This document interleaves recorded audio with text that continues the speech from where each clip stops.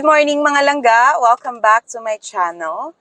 For today's video, pag-uusapan natin yung, kunwari, na-receive nyo na yung card nyo. Okay, let's assume na na-receive nyo na yung credit card ninyo. No, ano yung mga bagay na kailangan mong i-check bago mo gamitin yung credit card?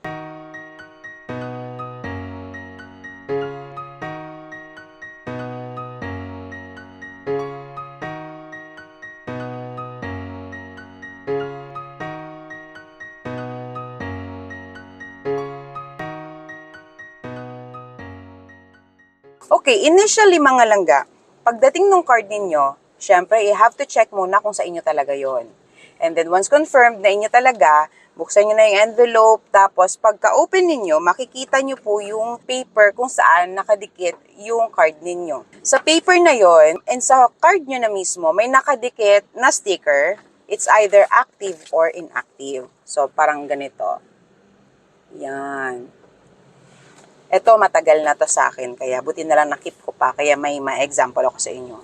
So, for example, yung credit card nyo is inactive pa nung dumating sa inyo.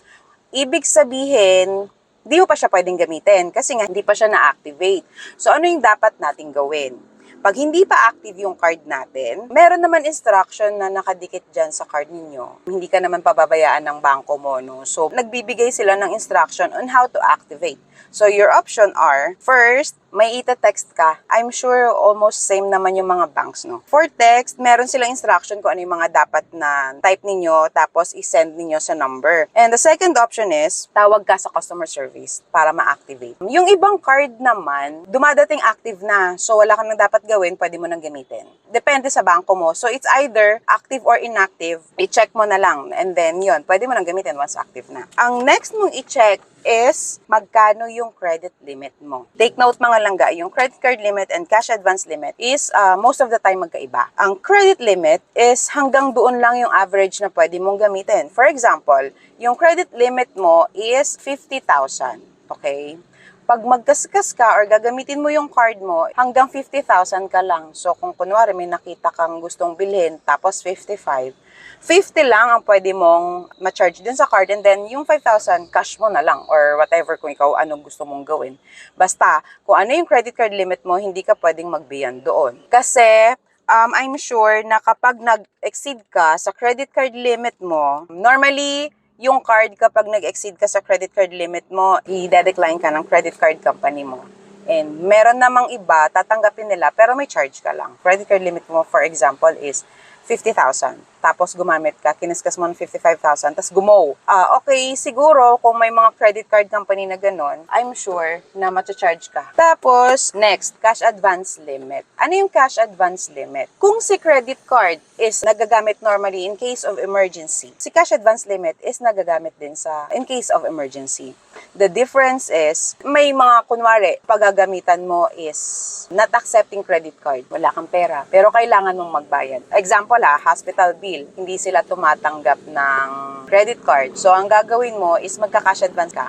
The process on how to avail the credit card cash advance limit sa separate video na natin kasi madetalye din yon.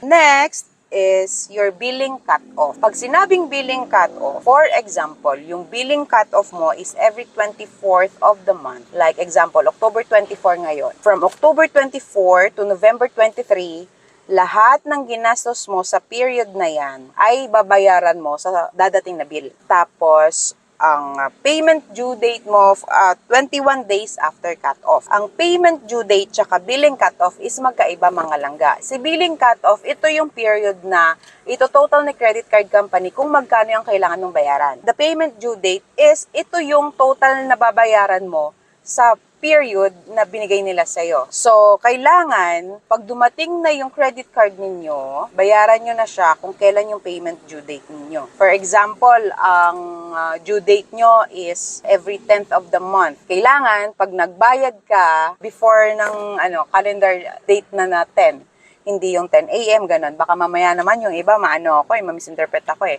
Pag sinabing before 10, yung petsa sa kalendaryo.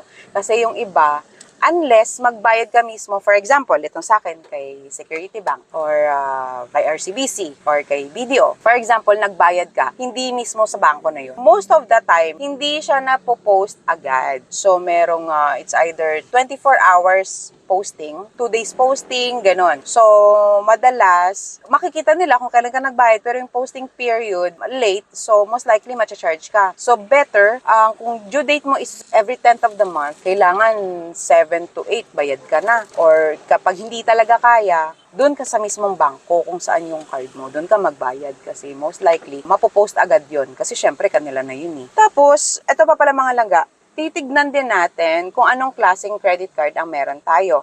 Kasi hindi porket sinabing may credit card ka, ibig sabihin yun lang yun. Kasi yung mga credit card ng mga credit card companies, magkakaibang klase yon. So, merong kumbaga, corporate, classic, gold, platinum, or world. So, every card, magkakaiba yung annual fee. So, i-check nyo yung credit card na matanggap ninyo kung magkano yung annual fee niya. So, for the annual fee, meron naman akong separate video no, na diniscuss kung paano nyo ma-request yung waiver ng annual fee. So, yun mga langga, you have to check para hindi kayo magulat kung ano yung mga matcha-charge sa card ninyo. So, sa susunod na video natin, pag-uusapan natin kung paano yung tamang pagbayad nung sa amount due or sa bill ninyo. Okay, for now, yun lang muna. Sana may natutunan kayo sa video na to. And kung hindi pa kayo nakasubscribe sa channel ko, please do subscribe and hit the notification bell para ma-notify kayo sa aking next video. See you again in my next video. Bye-bye!